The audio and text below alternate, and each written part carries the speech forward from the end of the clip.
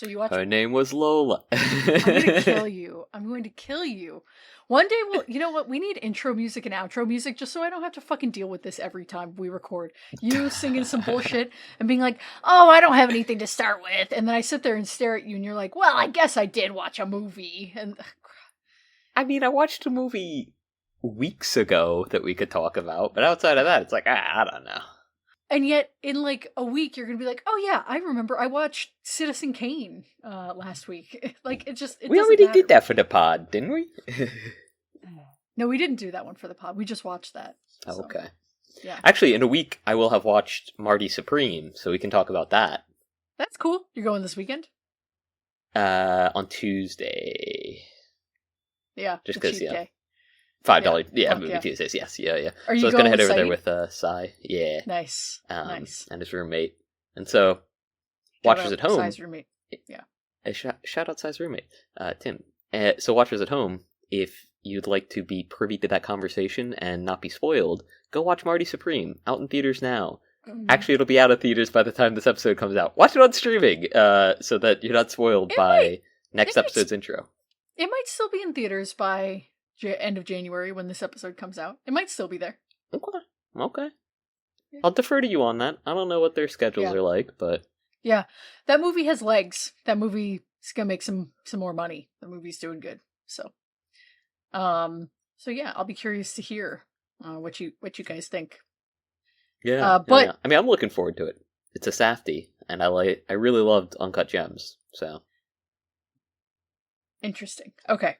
But you watched something else as well. You watched It. So you watched the first, like the recent one, or the old one, like the TV one from the 90s. Oh, the recent one, not like It Part 2, but the recent one outside of that. Yeah, the sequel or the first one. What'd you think? Yeah, it was okay. It's fine. Yeah. Yeah, I did read the book in high school. So I don't know. Any movie that I've read the book for, I'm always going to be like, oh well, actually, this was not as impactful as it was in the. I do think there were a lot of really cool scenes. I gotta gripe with that. Okay. I have not seen a movie that was adapted from a book within the last 10 years, I guess I'll say. You literally just said you watched It! They're little guys. They're blorbos? Yeah, that's like a real word. Is that a Star Wars thing? Ricky is a gamer-gator. That's what you are. That's what this is. What does that even mean in the context of this? I hate women in video games because of that? Because I hate Lara Croft? Okay, my bad. You actually, yeah. Well, you said it. Let me clip that. Anyway, this is what we want to watch. Okay. How do you feel about It? Did you said it was fine? Yeah, it was fine. Just overall, I mean, as a movie, it was fine. As an adaptation, it was also kind of fine. It had a couple of cool scenes. That was like pretty much it. My only takeaway. I was like, oh yeah, like this is kind of the blood scene in the bathroom, when she like pulls the hair out and it like explodes the blood. I was like, oh yeah, cool. Like I thought that was really well done. That like haunted house scene. I also thought that was. I'm calling it the haunted house in quotes. I also thought that scene was pretty well done. And then like the end scene where they're all like in the pods and stuff. And like those were like scenes that I had taken from the book, and I was like, oh yeah, like I think they really kind of nailed like the vibe for those, and like Pennywise's whole creepy vibe. I think they did really well with those, but like overall, just okay. Like, yeah. Well, the second one is way worse, so don't even bother. I was not going to watch it. Don't worry. Yeah. That was never on the radar. This is We Want to Watch. My name's Lane. That's Ricky. This is a podcast about movies we want to watch. This week was a Lane's Frame, all about Eve from 1950, directed by Joseph Mankiewicz. I picked this movie kind of on a whim, actually live. Fuck it, we'll do it live last week. Because fucking I was going thing's to pick not working. Else. It's true, it wasn't. My brain. And yeah, I picked this. It just kind of was on my long-term watch list of like, gotta get this one checked off. Famous movie, very, very famous for being a well-acclaimed, well-written, great acted movie. One of the most Oscar-winningest movies of all time. Most nominated as well. So, yeah, yeah, I kind of picked it like, well, we'll just knock this one off. And I'm glad we did because I fucking love this movie. I thought this movie was so awesome. Yeah, this one was sick. I, I do want to ask: is the main actress the actress from Rebecca? No, but it's really funny that you say this. Oh, Did you notice anyone else? Because someone is fuck! from Rebecca in this. I know, it's crazy. No, I didn't notice. The incestuous cousin from Rebecca, the one that's still alive, with the Oh yeah, voice. yeah. Who walks through the window? Yeah. Is that? yeah. That's Addison DeWitt, I, the I was critic. gonna ask. Yeah. He's I got was that thinking voice. Atticus, and I was like, that's not his fucking name. Oh my god. What if that's it was? crazy. What if his name was Atticus, though? Yeah. Yeah, George Saunders. I was like, in the opening, right? The opening narration, I was like, damn, that voice. Is that the fucking guy from Rebecca? And I had to like pause and look it up. I was like, oh my god, what a movie are we in store for? Like it was, and that opening is so just like classic, just like an amazing like scene setter for that whole thing. I watched it twice. After the movie ended, I went back and rewatched the first like 10 minutes. I was like, hell yeah, let's go. Yeah. What'd you think? I liked it. I think probably my favorite part was the old timey shade.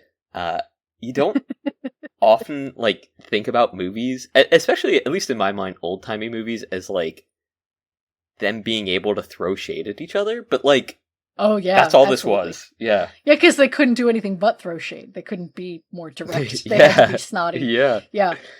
That entire opening monologue is like so subtle and bitchy. I was like, it's just incredible. When the character turns out to be straight again, I was like, wow, I can't believe that this is a straight man playing both the actor and the character. But it's such a good opening kind of like table setting of introducing all these characters, and you're like, okay, it's perfect because you're like, all right, I know that something went down here. I know that Eve is not all that it appears, but what exactly is going to happen? It's perfect. It's wonderful. Yeah. It does prime you for it really well, and the beginning of the movie, at least for me, threw me off a bit. Like the first half hour or so, where it's like she's not being overbearing, but Margot's like helper, I forget her Birdie name. Coonan, a great name, Birdie, one of the best yes. fucking names. Yeah. I was like, oh, Birdie feels threatened by her presence, and that's why she's like, constantly like talking shit on her. I was like, okay, but like Eve seems like nice. I wasn't really picking up on any like untoward vibes on screen. I was like, oh, like she's literally just trying to be helpful. And then the whole like dress thing, I was like, oh, she's just like, she like wants to be an aspiring actress. That's so cute, I was like, oh, that's so nice. And then as the movie goes on, I was like, oh no, she's so evil. It's great. It's so fun, especially like when they reveal her in the beginning and she's got this like gorgeous gown on. I mean, what a fucking gown, like that white number. And then they do the freeze frame as she's accepting the award, which are like, they did freeze frames in the 50s. Like they had the technology to do that. It's so fun. And then, as the movie goes on, Anne Baxter is the actress who plays her. She does such a great job of like modulating her voice in every scene to like convey. She's doing like this very layered performance of like, okay, I'm innocent, I'm this like ingenue, but also I'm fucking evil, but I'm trying to hide that I'm evil, is really just like venomous. There are some scenes and line readings that she does that are just so like snake-like. I mean, which of course is the reason she's named Eve. But it's really it's great. It's so fun. She named herself Eve. Yeah, true. Right. Yeah. So I mean, it's like super fun to pick up on more and more of that as the movie goes on, and then like by the halfway point, you're like, oh, okay, like she's just completely evil. She is like everything that Birdie thought she was and more, and it's like, oh man, and there's so many like gay undertones too. In her, like, there's the fact that she wants to be Margot and also be around Margot all this time. She wants them both. Like, she's just like so like hung up on her and what she represents, but also her as a person. There's the scene where she gets the ticket for her and Bill, as she's walking them to the airport, or up to the gate at the airport. they embrace, the couple does, and she's like staring at Margot and kind of checking her out. And I was like, damn. Like, of course, the text of that is just that she, is like awestruck and wants to be Margot. But there's so many scenes of what look homoerotic subtext. Yeah, like longing. Yeah. Yeah. Especially at the end, when skipping around, when she has like her neighbor or like somebody who knows, call Lloyd to be like, I'm sick, like whatever. And they put their arms around each other and walk upstairs. I was like, oh man, like this is pretty risque I feel like for the 50s. Like I was, the implication being that she's, got this like part-time lover or whatever. Very interesting. Yeah, it's crazy to me, how like unacceptable it was, and I mean still is in many people's minds, especially people who like grew up during that time. Like I have one member of my family who is probably gay, right? And it's like a not so open secret in the family, and like nobody acknowledges it whatsoever, right? Yeah. But at the same time, like I have a gay cousin, and like everyone's well, I'm not gonna say everyone's super accepting of him, but he had his marriage in like 2008, which was like right on the cusp of like gay marriage legalization. I think it would be way later than that, but yeah. Was it? Okay, well, yeah. I mean, unless it was like in California or like Massachusetts. No, or something. No, because I know I was super young. It was to the point where 2014. Wow, no, I was younger than that, because like I didn't even really like get what was going on. I was like, oh, cool, yeah, Timmy's marrying his husband, great, like nice. And then I was like, hey, how come some of my uncles aren't here? Like just like met with silence, and I'm like, all right, somebody has to fucking explain this shit to me, right? Like I'm just a kid. Yeah. And nobody did. And it's like fucked up to look back at that and be like, oh shit, like that was just like a problem that some people had with them, and it's like, huh, but yeah. Like he's still like accepted within the family, like now at least, and to see like, another member of the family who I'm not going to gender and I'm not going to out whatsoever, but I think you've already like gendered and whatever this you've talked about this on the podcast before. Have I? Oh, okay. Yeah. Well, then it's one of my aunts, and she's like very like she has a lot of friends who she goes over their houses, and like she spends a lot of time with them. She's on a softball league, not to like name stereotypes, right? But and she just like does a lot of like housework for them and stuff. Like she in like retiling and whatnot, because she's very handy. She's a plumber, yada yada. And I'm like, like I don't know. It's very much so one of those like that's fine, right? Like don't worry about it. Yeah. But yeah, I don't know. It's it is what it is. It's just I guess like people like who grew up. It's interesting to see people who grew up within that age, and then to like look at like media from the time and be like, well, like obviously they're fine at least hinting at it, right? And sort of making like snide winks to the camera, like like are they? Aren't they? I don't know. So much of the I think that sometimes the way that movies depict more risque stuff can kind of paper over what life was really like in that time because of the Hays Code, especially in 1950, which was like right at the right near McCarthyism. The Hays Code. Could you define that? Yeah, that was like the kind of government sanctioned like ratings board, more or less, or like kind of code of what was okay and what wasn't on movies or in movies. And so kind of McCarthyism kind of is like the peak of that, right? Or like toward the end of that, but up into from like the late 20s, early mid 30s to kind of the end of the 50s. Yeah, it's like you couldn't depict like the good guy winning or the bad guy winning, right? Like if someone was murdered, right. like they that kind of thing, or like couldn't depict drugs of certain types. You couldn't have Yeah. homosexuality. You couldn't have like certain types of indecency, like quote unquote, Dwayne the Rock of like Johnson can't nudity. lose. Yeah. Yeah. So so there's really a long kind of storied history of how you would depict queerness. A lot of like the tropes that we associate with like gay characters now Hmm. are born of that time period because it was like a way of implying, Right. of like Yeah. kind of getting around it without depicting or stating outright. So like the certain manners of speaking, right, or certain like occupations even like that a character might have or might be alluded to having could indicate like sex work or homosexuality or whatever, and those Hmm. stereotypes can persist today. So but my point being that like people were still fucking and gay and shit, in Yeah. this time. Like Oh there yeah. were lots of like I would say in the 50s is when like a lot of gay culture kind of got started, was in that like kind of like post jazz era, like people It's just more free kind of form at gearing the up. time.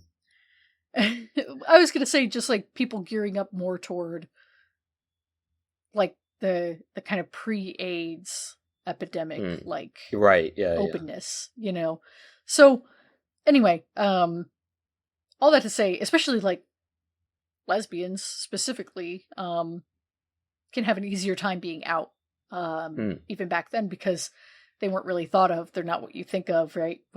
Back then, if you're thinking of like whatever deviant gay sex, like you're probably thinking about men, and so Yeah. women were able to kind of like coast under the radar a little bit more. So Can I just mention, and this is just a funny aside, there was a point in time when I was applying to jobs, and I had taken I had like a year that I needed to fill on my resume, just because like I think I was working at a restaurant or something, and I was talking with one of my friends, and he was like, "Oh, that's cool, dude. Like, just put me down as a reference and just put sexual deviant for that time." I was like, "Yeah, okay, sure." I did not know what the term sexual deviant meant, and so I just put it on my resume, hello. and yeah, I had never heard it before, and so I sent it out, and it was only after I had like sent it to a few places. These were not like jobs. This was when I was like looking for like restaurant jobs, right? Gotta Um, bleep that. what jobs that I work in? Yeah, whatever. But and then my friend told me about it afterwards. I was like, dude, why would you tell me that? He's like, I don't know, man. Like what else were you doing during the time? And I'm like, what do you mean? What was I doing during the time? Like, hello? Jesus Christ! Wow. Yeah. Well, I have nothing to say about that other than I hope you were not a fully grown adult before you Uh, just put something like that on your no, I was resume. definitely a teen at the time. And I did have one This was place like get 2 back to years ago. me and just like not mention anything about it whatsoever. They're just like, "Oh yeah, looking at your resume, like they're like, looks good, you've got some qualifications." They just like didn't That's mention it, and I was like, crazy. "Okay, cool, like, fine, I guess." That is wild. To be fair, it was at a Um, ski lodge in Colorado. so That they I were was looking into at. it. They were like, Yeah, please, yeah, yeah. yeah. I was like looking at doing like a winter thing there, and I that maybe is what got me the callback from them. So I'm like, yeah, I'll go with it. That's fine. What did you think of the performances in this movie? I thought they were really good. I mean, I liked them. I don't know. Maybe that's kind of shallow. I thought Margot did super well. Especially with the whole Betty like, Davis. Yeah. yeah, her like breaking down over time. Hmm. And I was getting to it late. I just I gotta collect my thoughts a little bit. Now I gotta cut that out too. Come on. Yeah, you gotta cut it out too. Yeah. This one's gonna be on the chopping block or on the chopping floor for a little bit. Sorry, future Lane. Chopped and screwed. But yeah, I don't know. I mean, I liked Eve's performance, especially like towards the beginning. But like as she gets more and more like decisively evil, uh, I don't know. I think it's just that like I was like, man, I just don't like this character. I'm like, she's so immoral. Like, I don't know. I was like, this is crazy. You can't be out here doing that, bro. Like, what's going on? I think it's so fun. I think, like, of Yeah. course, like, this is a very sad movie in this way. Like, I don't think that Margot has, like, an unhappy ending necessarily, right? But it is, No, because yeah. she manages to kind of rise above and, like, start a new life, basically. But Mhm. she is effectively pushed out of her career, not even by Eve at the end of the day. She's the one who makes the call. So if Yeah. anything, she kind of comes out on top beyond Eve. And it has this, you know, anthology horror movie ending where it's like, well, now she's trapped in this like cycle, of Yeah. like this horrible industry that's trapped her to, suck out her youth basically, and she'll always be under threat of being usurped by another hot young thing, by the men around her. So it's Yeah. like Margot is free now. She's, but it's still kind of sad that she's like this thing that she obviously is passionate about and very good at.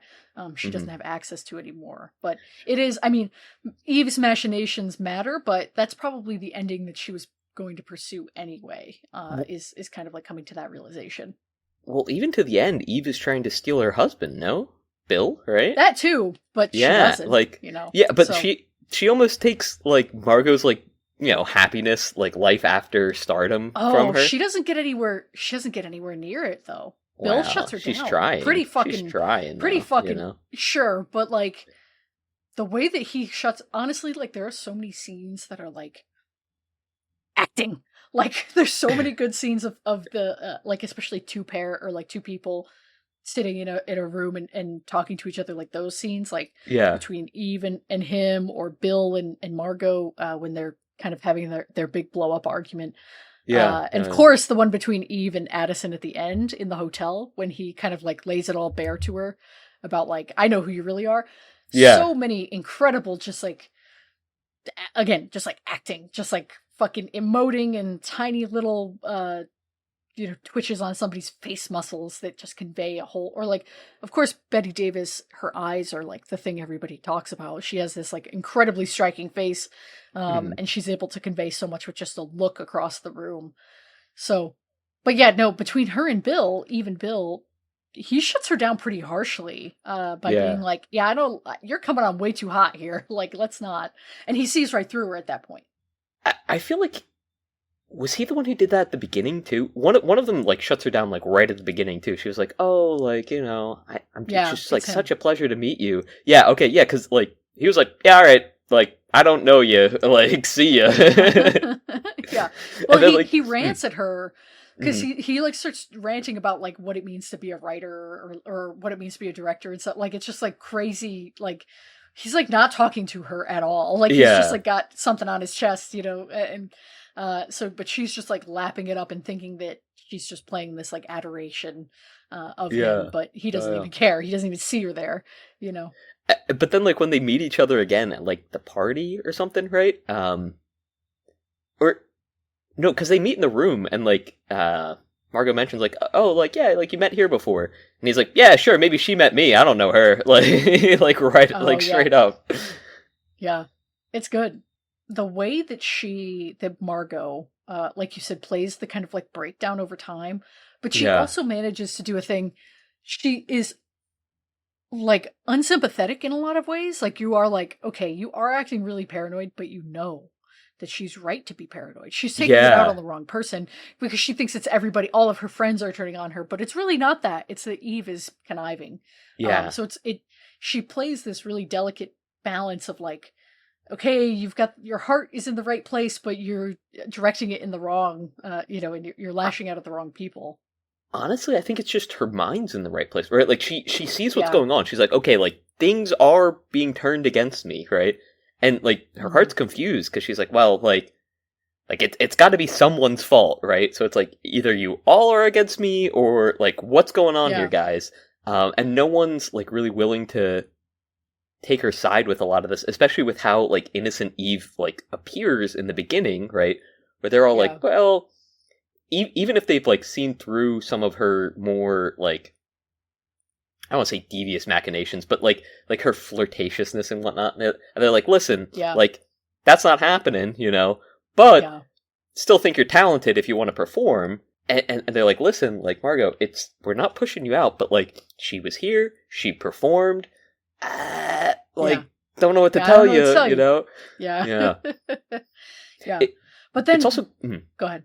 I was gonna say, it's great how they build up Margot's characterization as being like, she's not become like too big for her britches, but like, she knows her worth, she knows her value, and she knows like how she brings in the crowds. And so many of the, like, of her male, like, whatever, collaborators see that as such a bad thing. It's like, great, now she knows what she's worth. Yeah. Such a, like, incisive kind of commentary. But even, like, Eve recognizes that so early, and that's why she had to invite, like, all of the, news reporters or whatever. They said that, and like Margot like recognized that, and she's like, "Oh yeah, she must have had little runners going out there to pick them up from the bars and drag them in here." But they mentioned that like they lost business because people came, they saw that it wasn't Margot, and they left, right? And they left. So it's like, like she knows her value, and obviously everyone in the production agency, or like whatever you want to call it, like they understand that people are coming for her, right? And it's like. Well, how do you sort of like introduce that new talent? And I know that that's difficult. I mean, it's obviously difficult in filmmaking or in like plays. I guess it must have been even more difficult in like plays, right? But it's something that this is going to sound so fucking stupid. It's something that you see a lot in like the sports industry, and I feel like that was like the main conceit of him, right? Was that like it's a big part of it, yeah. Right, they're like trying to find some new talent, new blood, and like the previous generation being reluctant to pass on the torch, right? Yeah. So I was just curious because when you were saying all of this, and I remembered that at one point, Margot talks about like, I'm 40. She's like, I just turned 40 or whatever, like, or 42 or I think is what she said. I don't know, but she's like around 40. Let me just read you a couple actresses who turned 42, or who will turn 42 this year. Scarlett Johansson, Olivia Wilde, like Gina Rodriguez, Mandy Moore. Try to find ones that you definitely know. Aubrey Plaza. Yeah. Katy Perry is for some reason on here as an actress, but she's definitely not. Yeah. But my point Zoe Saldana, Anne Hathaway, Emily Blunt. But bringing up Katy Perry, the music industry is also like a great indicator of that, right? Like, sure. I saw just the other day someone saying how Katy Perry used to be the Taylor Swift of the music industry, and it's like, what are you talking about? Like, what does that even mean? They were contemporaries. They were both peaking in 2010. Like, I know. It's a stupid comparison. It was such a dumb take, but like, I mean, it's because people, especially Taylor Swift fans, like to say that she's like pushing so many boundaries now and everything, and they try to compare that to like Katy Perry also like pushing boundaries, and it's like, okay, like sure, fine, like however you want to say it, but they were both like peaking in like 2010s, late 2010s especially. Yeah, it was like they were huge, bro. Like, what are you talking about? I don't know. I mean, Taylor Swift, her success has eclipsed Katy Perry, just like dog loves it, but for better or worse. But I was in a store. I don't remember where I was. I was in a grocery store or something the other day and heard Love Story. Yeah. Or You Belong With Me. Mm-hmm. One of the two. One of the classics. One of those two songs. Yeah. And I was like, man, it's crazy how this is better than anything she's released in the last 10 years that I've heard from her. Like, if she had stuck with like folk pop and not done whatever the fuck she's doing now, it's like, I liked Folklore. Wow. You know, I think Willow's probably better than either of those two songs. But I mean, I think like, right, Coney that's Island the right Baby? direction for her to go. Yeah. But it's just funny that like, it feels like she has not matured since then. If anything, she's regressed even further. But anyway, yeah, I think her more pop, not to get too into Taylor stuff, but I think more of her like pop leaning stuff is definitely worse than, because she did go back and do some like folk albums, which I enjoy a lot more. But like, hot take, didn't like Reputation that much. I don't know. Yeah. But yeah. Anyway, the reason I brought up the actresses in their 40s thing is because it's so funny that they're like, she's an old hag. She's just with a body with a voice. She's so ancient compared to her husband or her future husband. And it's like, I bet if they, I mean, I don't know if they still do like sexiest woman alive type things or whatever, but it's not like any of those actresses I just named are not getting work. It's just the way that standards have shifted so much. I mean, the women on that list, like, are like prime contenders for hottest woman alive. No, like it's like, all right, like come on, guys. Yeah. So it is crazy how like those standards have shifted, and I mean, I don't know how much of that's like a cultural thing, especially because in like these older movies we do see, well, I guess the actresses are pretty young. I'm thinking of like All That Heaven Allows. How old was the main actress there? Like, I mean, she was like in her late 20s, 30s. No, she had to have been older than that. Was she older? I wouldn't say older than 35. I'd be very surprised. Jane Wyman in All That Heaven Allows was 38. Wow. Which, like, I mean, she looks great, but like, a part of that is also that she's an old widow in that movie. So right, I was going to say they treat her like a spinster essentially, and it's like they're like shocked that she's finding like quote unquote new love, and it's like. Watching it now, it's like, man. right. Like watching it now, it's like, bro, like she's not that old at all. Like, what are you talking about? You know, we are also on the cusp of 30, both of us. So that's true. That's true. 38 doesn't seem so much older than us. But I had this conversation with you about Jaws, right, not too long ago, where I was like, why is this cast all looking really hot now? Yeah, I'm scared. yeah. I mean, this episode will be coming out near my birthday, just to dox myself even further. We already talked about this last time. I know. No, but I mean, part of it is probably that women are allowed to have careers a little bit later into their lives, but I think also, right, there's just more pressure than ever on a woman to look young and beautiful and hot, and like more widespread use of things like, and more advanced technology for like plastic surgery and Botox and things like that, that can keep someone like Scarlett Johansson looking 27, versus whatever, 40. So I think that it's probably a combination of good and bad, but yeah. But I think the message still resonates because you can very clearly see, right? Like, not to compare this to like the best movie of 2024, but The Substance. Yeah. There were so many parts of that like Oscar cycle that felt like, okay, we don't want this washed up older actress like who's 60, to win any awards and recognition. We want to give it to the woman who's like 22, for playing like a hot young thing. Yeah. Yeah. So I think it resonates more than ever. Both great performances though. And like she's so hot in the beginning of that movie, like before she takes the substance. It's crazy. It's like, bro. Yeah. She's really beautiful. Well, it's what like provides such a stark contrast to like as the movie goes on. She gets like weaker and she's like emaciated and like trapped in the fucking like walls of the bathroom. It's like, bro. Spoilers for The Substance, by the way. It's like, bro, what the fuck, If you're a watcher and you haven't seen The Substance, you should just not even watch anymore. You should. Yeah. I was actually talking about the woman who actually won Best Actress last year. Was who I meant for Anora. But we don't need to talk about that because I'm already mad enough on this episode. Good, you don't need to. It's bad. It's a bad movie. Oh shit. Okay. They did a bad job on the movie, but you know what's a good movie? It's All About Eve. Yeah. The party scene, I think, is maybe the standout of like, right? It goes on for quite a bit. His birthday party, right? Where she even says the iconic line about it: "Buckle your seatbelts. It's going to be a bumpy night." Yeah. Which came from this movie. I didn't realize that. Mm-hmm. So, yeah, I didn't know that either. Iconic script. Yeah, very funny. The funniest line to me was that when she was like sitting by the piano. She was like, "I'm just a corpse sitting here. Like this is this is my funeral. Like, I'm sitting upright and everything, like for the viewing. Yeah. And she's like ordering the guy to play a funeral dirge over and over. He's like, "This is the 5th time." yeah.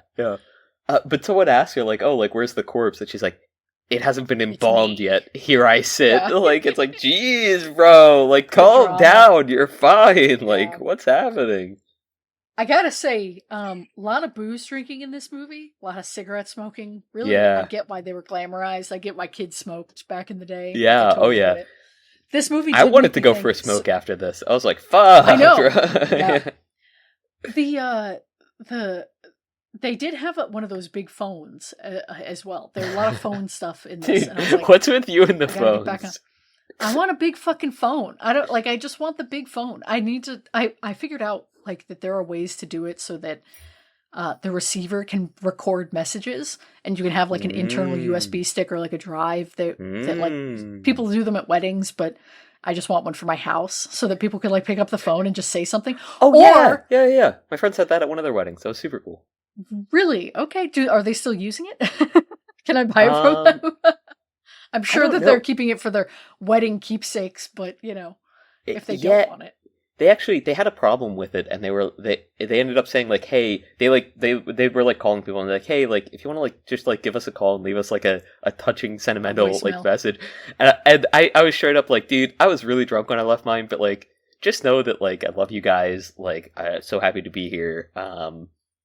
I don't know, sorry, it's not the same as it was then, but like I definitely left a couple, because like I left some with like some other friends that were there, and we were like passing the phone around, and I'm like, we can't recreate that, but like just so you know, just having it there like livened up the party, and it was so fun, like just to be able to express that, even if you guys can't hear it in like the way that we originally meant it, Man, I have to get married so I can have a wedding. My first wedding was nothing. So I've told Chris this, like the paper less important. Like, let's just get married to have a wedding. Yeah. Did you like show up at the courthouse with your furs over your nightgown, or? No. Okay, not a Margot wedding. That's fine, I guess. No. No, unfortunately, it was in a park. August officiated actually my first wedding, so that's so awesome. Yeah. Anyway, no. So I was thinking I could get the phone and then people record the message, but I could probably program it to play a different, like a randomized clip from a movie. Like when you pick up the phone, like it's like a roulette that'll just say like you're gonna need a bigger boat or whatever into the like I'm talking to a dead man. That's what I was thinking. Like it could be all phone stuff. Like there's a lot of good phone scenes. That would be super fun. Yeah. Fuck, I gotta do that. The boys in the band scenes too, like with the phone. Yeah. That would be super fun. But no. So I mean, I saw the big phone, big fan. But I also saw they have the like back in the day, people used to have like trays of liquor. Like they would have like a serving set, where they'd be like all the bottles and like she has the spritzer of like seltzer water at the end too when she's making the drink. I was like, man, should I get one of those? Like, do I need to get one of like a bar set? Maybe. People don't carry bicarbonate of soda anymore, It's true. They really should. They really should. We've gotten on the seltzer water train, like the flavored seltzer. And that's fun, but now, is that different from tonic water for like a gin and tonic? I think so. Okay.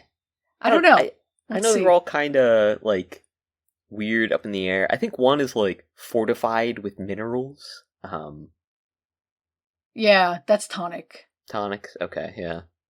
I could go for a tonic right now. No gin, just the tonic for me, please.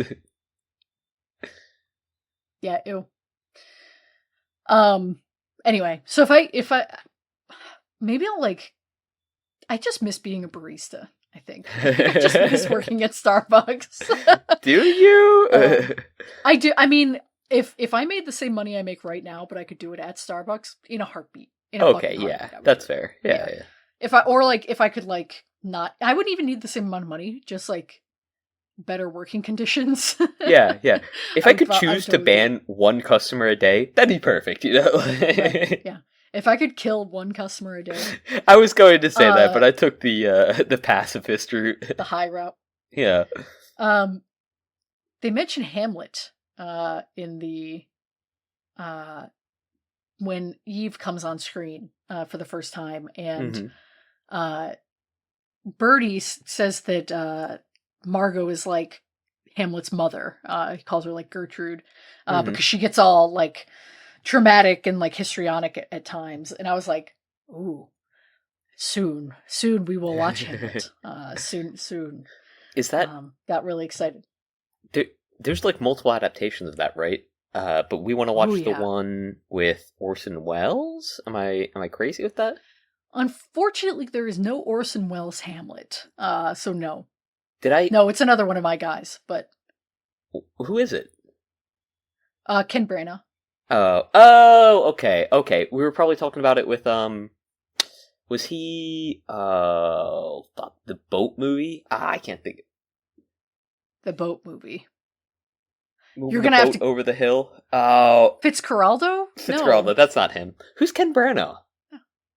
Ken Branagh is Henry V. Oh, okay. All right. Yeah. Okay, Yeah, fair. yeah. So we'll get there. But anyway, have fun, watchers. You've got count down your weeks till I make you watch the 4.5 hour Hamlet movie. But yes. So when they introduce Eve, she tells this story. I rewatched a bunch of scenes from this like over like the last couple days. I did not rewatch her introduction, but like I feel like it's so funny how Birdie clocks immediately that she's full of shit. She doesn't go that far as to say that, but and later on when Margot's like, "Tell me the truth. Do you like Eve or like do you hate her?" And she's like, "You want an argument or the truth or like an answer?" It was real. But yeah, so you get this like crazy, fucking yarn about how she worked in a brewery and her pilot husband went off to war and died and like everything is so overly dramatic. It's crazy that how quickly they're all willing to just accept the truth there. Like everybody in the room. Yeah, I mean, well, who's Addison is the only one that calls her on it later, right? Like everyone else. He's the only one who investigates, which is so funny because after she performs as Margot's understudy and Addison comes to her in the room, he overhears her trying to seduce Bill. That doesn't go so well. And then he starts like kind of peppering her with questions, trying to butter her up, and she falls right into it. And you're like, okay, if there's anyone on the screen in this fucking movie who is more slimy and shitty than her, it's him. And it's so funny. The message of this movie is don't bullshit a bullshitter. Like, it's so fucking funny. It's crazy how quickly she folds, though. And then she's like, she's like, the shower is starting. I'm not going to be able to hear you. And she's like, all right, bro. To him. Yeah. But he calls her on it because that's where he's like, I noticed when that scene was happening and he says, San Francisco, an oasis in the California desert, like, or whatever. And he says, did you see Margot at the Schubert Theater? And she's like, yeah, of course. And he's like, And he like says something snarky about like, oh, it's a fine place for tradition or something like that. And I was like, oh, that's not a real theater. That like he knows that he just fucking got her and he's laying the long con there. Yeah. And then later on when he's like, your name's Gertrude Schlazinski or whatever the fuck. Yeah. So the payoff is good. Yeah. It's also, you get like the double payoff with the end, like the whole like cycle repeating itself. With, what did she call herself? Phoebe? The girl at the end? Yeah. Yeah. She's like, oh, like, I think she even says, I call myself Phoebe. And he's just sort of like, yeah, I'm sure you do. Yeah. Well, that's, because he clocks it immediately that he probably has run into this type of woman like 10 times, right? In his life, so. Well, like the whole way that he, like, every time that he talks about like actors, like all the time, he's like, listen, don't get involved with their ilk, okay? Like, I do a noble profession. I'm a critic. And like when he first said that, I was like, oh, this guy's so far up his own ass he can't see the light of day, right? But he has the humility at the end to be like, we're just like each other. Like, we can't love, we suck, we're manipulative. Like, yeah. He at least recognizes it. Ratio. I think he at least like recognizes like his own flaws, but he's like just willing to like live in the cesspool, you know? And he's like, fuck it, man. Like, we're all evil. I don't give a shit. And it's like, that's kind of refreshing, you know? Because a lot of times you'll see characters like that who are like more evil, or they're like more like evil masterminds than like whatever bad character is like more prominently displayed. But they're always seen as like smarter for that, or like better off for it. And he's just like not. He's just like not. Yeah, he's immoral and despicable. Yeah, it's great. Yeah. And it doesn't like help him either. He just like passively watches like these cycles happen. And he's like, well, if it gets me a juicy story, I don't really care. And it's like, cool, like great, you know? Yeah. Well, there's so many spots or moments in this movie where they talk derisively about picture people and like Hollywood movie making and stuff. And so the end where, you know, she gives the acceptance speech, Eve does at the end, and she says like, I'm on my way to Hollywood now. And it's like, oh yeah, she's gonna get like, she's not like these, you know, theater people at all. Like she's kind of going off to do like the less you know, meaningful or like truthful thing. They see Hollywood as this like evil place, right? So it's fascinating. What I think she asked Addison earlier in the film, she was like, oh, like, do you think like I'd be able to get an audition for like Hollywood? And he goes, everything there is an audition. Or like everything on screen is an audition. Yeah. And like he's so dismissive of it immediately. And I kind of miss that. I mean, not like, I don't know. It's bitchiness. You miss bitchiness. Yeah. Yes. Yeah. As an art form. No. Like the idea that like live theater is like a higher form of art and something to be like attained. And I think that is still, that tradition is alive and well in many ways, but I think for like the general populace, it's definitely like, oh, like you do theater, like there's like a, you know, just general dismission of that in general. I know I said that twice, but it's like people definitely look down on that compared to like being an actor or something. Like it's like, I don't know. I think a huge part of that is because theater is inaccessible to so many people. Like if you wanted to go see like a big play done by like professionals, it can be very difficult to do that, especially if you're not in like a big city. Like even just getting somewhere that can, you know, can be very tough. So they're very different. And I think there's like an authenticity or like a maybe like a hipster sheen to, not hipster, but like theater is cool. Whereas Hollywood is like glamorous, you know, it's like two different kind of things. Yeah. Not that Broadway cannot also be glamorous, right? Like, of course, the theater can also be very glitzy in that way, but they're just such different. It's books versus movies again. Man, fuck you! I was gonna cut that. I was just riling you up with that. No, I might still. I'll bleep that too. Keep some of it. What do you mean? That's crazy, dude. No, this episode is being chopped and screwed. That's nuts. In that end confrontation where Addison kind of confronts her about like, and you were paid $500 to get out of town and stuff. When he says the line, I had lunch with Karen 3 hours ago, where he's like, Lloyd is not leaving her for you. You're insane. It has the same energy as in Watchmen when they're like, why would I tell you my plan? I already did that 25 minutes ago. Like, yeah. It's like bar for bar. It feels exactly the same. Yeah. Yeah, it's great. Or it sounds a lot like, I was thinking about this. It sounds a lot like, too, in Heat, where he's like, where Pacino's like, I just had lunch with De Niro half an hour ago. Yeah. What do you mean like you lost him? Yeah.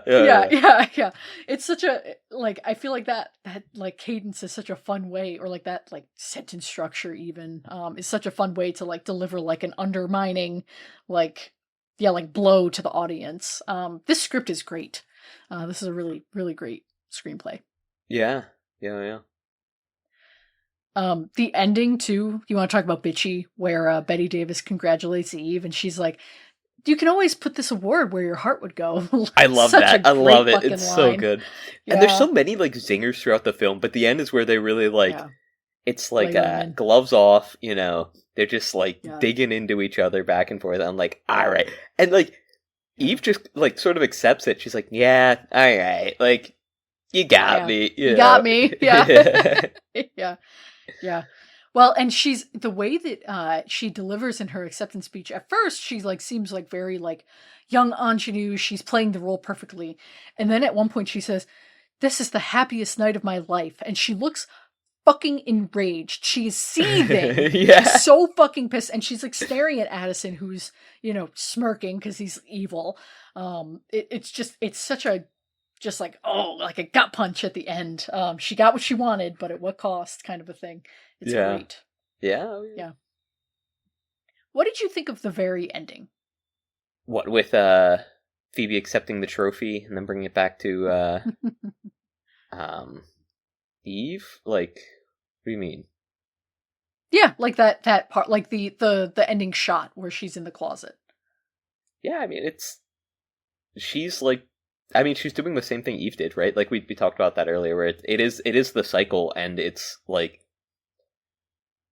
it's funny because it can like be easy to like point to Eve or point to Phoebe and say like, oh, like they're so evil for doing this, and it's like, are they, like, or is it like the system that like creates the like this form of like unattainable status that you can only get to through like conniving and sneaking your way around and like backstabbing in order to like get to a certain place, right? Yeah, and I think they do a great job of showing that with the mirrors. I mean, it's just such a striking image of, this like kaleidoscopic like cycle. It's what it's giving. It's just like, okay, we're just reflecting back and forth forever the same like story, the same like tragic arc.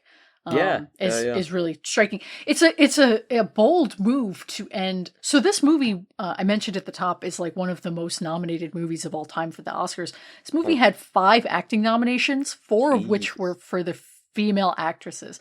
Let's go. Like 2 in supporting and 2 in lead. And it's like, it's so crazy. And then George Saunders, who won for supporting actor. That's Addison. It's very bold to end your movie on none of them, on this character that we met 5 minutes ago, Yeah. I mean, I think it makes sense. I mean, at least to me, it's like the continuation of the story, like we were talking about, right? Like it's the cycle, especially because like we start on Eve, right? Because she's like waiting outside of the theater, right? No, well, we start with the monologue, but then after that. Right. Yes, you're right. Yeah. Funnily enough, we start with like some random old actor talking. Yeah, another random. Yeah. Which is, I mean, it's the cycle, right? That's like, Now that you point that out, I didn't even think about the old guy at the beginning, but it is the cycle. Like, it's an old guy like passing on like an award about like 4 actors, and like we see at the end, one who covets that. I rewatched the beginning, like I said, and one of the opening shots when Addison is delivering his like smarmy monologue, he's like, here's all the old white guys that like make up this theater and how they haven't like opened the windows in 30 years or whatever. And it's just like there's a shot of like, they look identical. It looks like they copy and pasted the guy like 10 times. And they're all like fawning over the guy who's talking, who looks just like all of them. It's a really funny, kind of clever little bit of cinematography.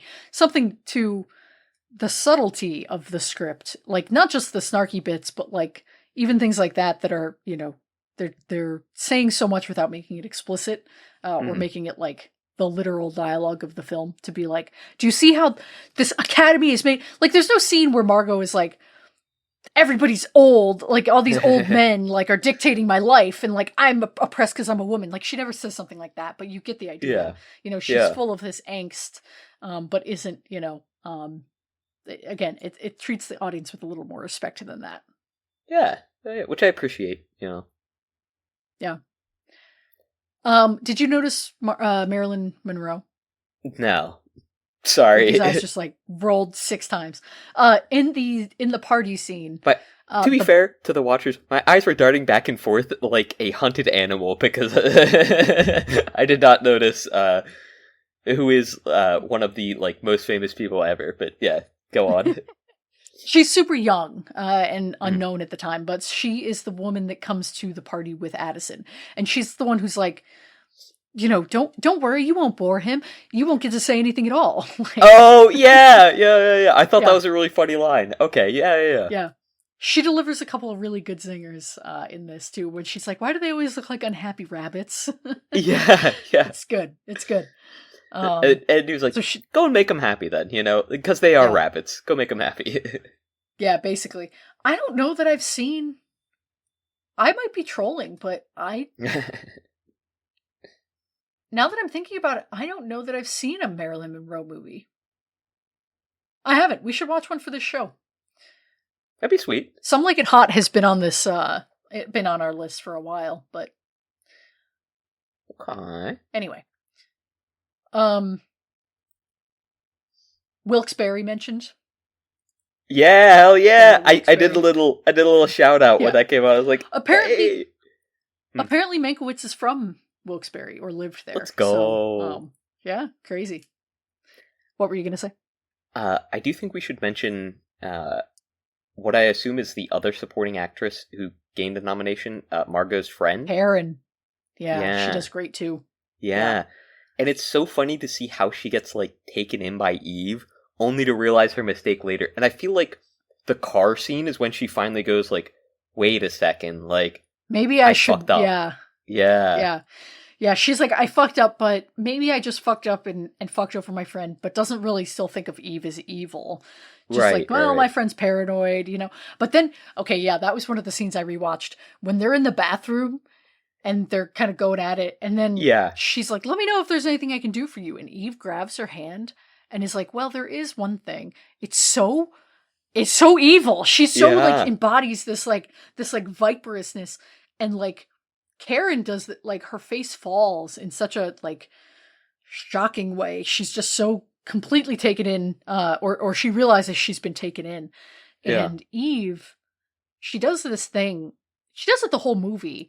When she's like machinating, I don't know what the word is. When the gears are turning, the machination. She does of her this. mind. Yes, she looks off the screen when she's talking. She kind of like looks away from the person and does this thing with her eyes that looks just like I don't remember what it's called, but it's the thing where like your iris has white on more than the two sides, like where like you're like either from like up or down. She does this thing constantly. Like she's really great. Like when she's being seductive, right? She like drops her lids and like bats her eyelashes. But then when she looks like she's like scheming, she does this like crazy shit with her eyes that just like, especially in that bathroom scene, makes her look like she just like turns on a dime. Like, oh yeah, she's really just like a spoiled like brat, you know, and it's so evil. Yeah, it's just the best way to put it. It's great movie villain. Oh yeah, and I mean, just going back to the friend, like I feel like there's so many pivotal scenes around. Like you mentioned the bathroom, which is like where she finally realizes, like, oh shit, like Eve's actually evil. Like I've been betraying my friend all along. But when she gets back to the table and like she's been like charged by Eve that like, oh, she has to like convince Margot not to take the part. And she's so relieved when Margot's like, I'm out. I'm good. I'm gonna retire. Yeah. The tension that she has, like when she sits down and she's like, oh fuck, like how am I gonna do this? And then like immediately Margot's like, you know, with the baby and like, you know, she's like forthwith and square with and back with, and she's like just like playing with her words so much. She's like, I don't think I'll be taking the part, and like immediately just like the laughter Karen of like relief. Breaks out laughing. Yeah, it's so good. Yeah. It's great. Yeah, she's really talented and like plays such a kind of like a role that is not showy and not flashy with enough emotion to make it like gripping without it being over the top. Like she could be very melodramatic, but she's not. And if anything, her like stability is very refreshing for all of the other characters to bounce off of. You know, but she is still afraid, like at the end of her losing Lloyd. Like she's afraid of her husband she's like, oh, I see it now. Like this is, she was coming for Bill, now she's coming for my man. And so the fact that she then takes it upon herself to meet with Addison is really, you know, again, off screen, understated, but and like the phone call when she's in the background and like, now she's like you can see the gears of her mind turning like as she's like listening to the phone call and she's like, fuck man, like there's no way. It's so good. Yeah. It's awesome. I want a fan cam of all of us, especially Addison. I really I'm like, we need to get Yeah. this guy. We need a fan cam commission. Yeah. Get this guy Um, on the screen. Get this guy on the fan cam. Yeah. The one other thing I really wanted to talk about, or kind of ask you about was, do you remember All About My Mother? I Yeah. watched this movie. Yeah. Oh shit. Ricky just went through like all. Because I had to bring Yeah. up the scene in my mind. Yeah, where Yeah. where they're It's all like on the couch beginning. watching it, right? Yeah. Yeah. Him and his mom in the very beginning before the kid dies. Spoilers for All About My Mother. Yeah, But like, yeah. Wow. yeah. But I think probably if we went back and watched that movie now, we would see other homage to this Homages. movie. Yeah. I bet there's like blocking and set pieces and things that look very similar, and like themes, maybe even direct lines, right? Because those movies have a lot of similar, like, I don't know, love for women, melodrama, camp, take what you want. So yeah, I just thought that was funny. I hadn't thought about it when we watched this movie, and then at one point I was like, oh yeah, they even have like almost the same title. Well, that movie Yeah. popped up when I was searching for this movie, and I was like, "Oh, that's so funny. Yeah. We saw that one before." Yeah. It's like, I know yeah, this movie. that is so Yeah. crazy. Yeah. Yeah. Well, Yeah. good memory with that one, Lane. That's a fun little trivia fact. Yeah, not just a Yeah. hat rack, huh? Yeah. They make I feel like they reference other stuff in that. I can't remember what other movies they reference in that movie, but I feel like there there's are a at few. least one other one, because when you first mentioned it, Yeah. there was another scene that I was thinking of where I'm pretty sure they're watching a movie. But yeah. Super cool. What was the play? I don't. It was Streetcar Named Desire. So. Yeah. Right. Yeah. Okay. Yeah. Yeah. Oh. Crazy memory, Lane. You've got like an insane memory for some of this shit.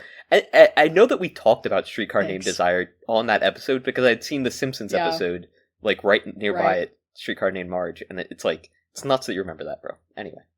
Yeah. It's all up there, man. Just waiting to be unlocked. Yeah. Eve looks like Florence Pugh. Yeah, I see it. Especially her first introduction when she has her hair back and pulled up and it's a little lighter.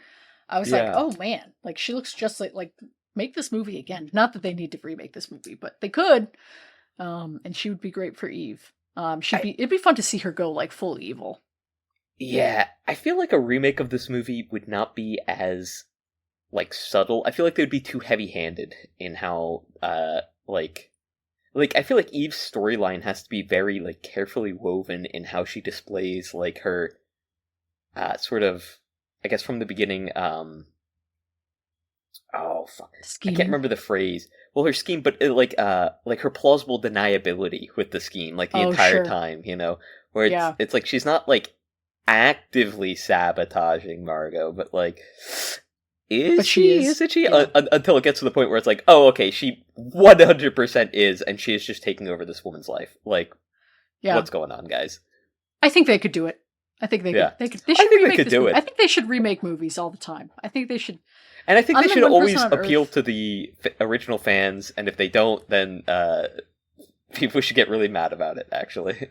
Well, it's too bad that you're not going to make it to your birthday, because I'm going to come and Anthrax in the mail or a firebomb? It's a car bomb now that you have a car. Oh, fuck. Don't car dox me, bro. Incredible production design and lighting and cinematography in this too. The beds or headboard that Margot has in her room when she gets served tea, it's like this like ornate fabric fucking like studded headboard. It looks crazy. It looks like it weighs 200 pounds. And like it's nuts. Like you'd make a couch out of it today. It's so cool looking, and the way that they shoot it during the birthday call, like when she gets the phone call at midnight that's like for his birthday and she didn't schedule it and everything. The way that they light this movie or that scene of like, it gets darker and darker as the scene goes on because she's realizing what Eve is up to. Like it's starting to click for her that she's being set up. Is just, it's so clever and like campy and fun. And it's just it's a great looking movie. It just looks awesome. Yeah. Oh yeah. Do you have anything else to say about All About Eve? I don't I don't think so. No, I feel like we touched on all of like the great performances, and then like the especially memorable scenes. So I think that's it for me. We'll watch another movie from this director at some point. We'll watch Cleopatra, which is from the 60s. It's like known as one of the biggest financial flops ever. Yeah. Have we talked about this? We've talked about this before, and it's not a Simpsons thing, but we have talked about this before. I don't remember why, but I remember like we brought it up, and we took a look at it because it was like such a huge production, right? Which just kind of like went nowhere. Yeah. Yeah, it went on for like 10 years, like not 10 years, but a long ass time. It stars Richard Burton and Elizabeth Taylor, who were divorced and married like 3 times together. Just really just that kind of crazy shit. So, some Thief and the Cobbler production over here. Yeah, true. Great pull. The Thief and Cleopatra. Good movie. I'm glad we watched this. We'll have to watch one more movie from like 1940 to 1950 about an evil woman whose name is in the title. We got Rebecca. We got All About Eve. There has to be one more. We'll figure it out. I almost made my review of this movie on Letterboxd the same as my review for Rebecca, which was just Rebecca. I was just like, I considered just making it Eve. Eve. Yeah. What's next week's Rick pick? I need your help with this one because I don't remember the name of it, but I remember seeing something about it before, and I can look for it. But it's the movie that Tarantino took all of his inspiration for Kill Bill from, and it's like Lady Snowblood. Lady Snowblood. I looked up Lady Songbird, and I'm like, that's not it. Can I say that I don't want to watch Lady Snowblood because I just watched it? You can say that. That's fine. Within the last year. Okay. I would watch Kill Bill. You want to watch Kill Bill? I haven't seen that movie. And it's 2 movies, You've never seen Kill Bill? No, I haven't seen a lot of movies. Are we going to make people watch 4 hours of movie 2 weeks in a row? That would be... Is that mean? I mean... So, like, I don't know, because I haven't seen them. Does it make sense to just watch, like, part 1 or whatever the first one is? It's incomplete. I mean, part 2 is, like, very important. Part 2 is also worse. So, I mean, I haven't watched either of these movies in, like, 8 years. But, you know, your call. We could. Or we could do a different Tarantino. I know we talked about watching Death Proof. I don't want... you keep looking. You look. I don't want to... I do this too often. Okay. Could I do a weird movie poll? Sure. As long as it's a movie and not a TV show. It's a movie. Can we do Drowning by Numbers? Drowning by... Sure. I don't know. Can we? I've never heard of this movie. Joan Plowright. What? Yeah. It's by Peter Greenaway. Oh! Okay, this is by the director of The Cook, the Thief, His Wife and Her Lover. Yes, it is, yes. Interesting. Jolie Richardson. Okay. Yeah, we can watch this movie. It's on Tubi. Oh, sweet. Let's go. I love Tubi. So next week's Rick's pick is Drowning by Numbers, filmed in 1988, directed by Peter Greenaway. Fuck yeah. Cool. Okay. I've never heard of this movie. What made you just pick this? It's part of a list. Your we can list? Say that's crazy. No, not my list. It's just a list of movies that I've been recommended. You just find these random lists, bro. I know. Yeah, I know. This one was recommended to me specifically. Like all of Greenaway in general was, but then this one in particular. So interesting. Okay, fun. Sweet. Do you want to sing? Did you think of any way to put Copacabana to the themes present in All About Eve? Oh, there was something that we like vaguely referenced like 10 or 20 minutes ago that I'm like, oh no, this was just something that I thought of. What I like about Eve, she really knows how to dance. Like, she goes up, down, jumper. When I was doing the like up, the like forward, backwards, and like I was like, oh man, up, down, down, left, right, left, right. Yeah, right. A, B, left, right. Yeah. I was like, oh dude, we could do that for the outro song. So I don't know. So go ahead. Go for it. Yeah. Thanks for setting all that shit up. You go ahead. What I like about Eve, she really knows how to dance. She goes up, down, jump around. I don't know it's boy, you really man. Yeah. Come on, whisper it in my ear. Tell me all the things that I want to hear, 'cause it's true. It's what I like about you. And that's the Watchers at Home. Oh, yeah, we do love the Watchers. It's true. I like that you the Watchers abandoned at the Home. Eve theme after you said the word Eve. Well, You're like, all right, that's I all said I'm it gonna. once That's at the. least. I replaced you with she for a couple of them, you know. And then I did abandon it, yeah. Once I forgot the lyrics. Actually, I'll end it with you doing duck sauce. They did not DMCA strike me. They didn't even give me a warning. So should I just make that our outro? Is the Richard Nixon or no, it was Ronald Reagan. Every Ronald president. Reagan. All of them work. It's true. Ooh. All right, I'll make something out of this meal. Hi, Keita. Keita. Ooh. Ah, you have to bleep it because I said my name. Oh, I'm toxic myself. Ah. Ooh. Ronald Reagan.